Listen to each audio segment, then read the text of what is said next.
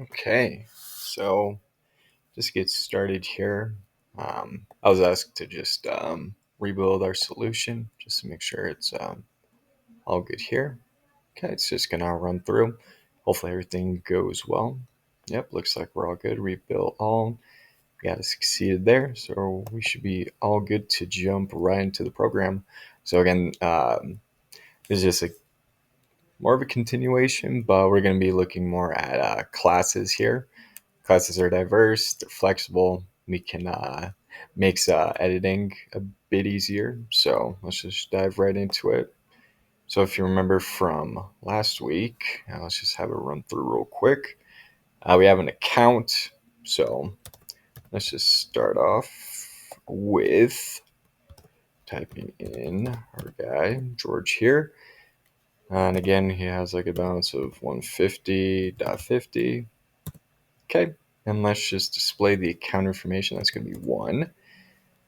And yep, all the same stuff. His account ID is 0. That's going to be just a fixed variable right here. And George is balanced. And then let's deposit some money into the account. We'll do 550. Okay, and then we'll look at the account to display that. Yep, 550 was added. 550 plus $5.50 is going to be 156. Then let's withdraw, and then we can withdraw maybe 50. Then when we do that and display again, we have we have $106. That taken from the 156, that's going to be our amount. Okay, and just to make sure we're all good, type in 0, and looks like that quit our program. Okay, great. So that's the video.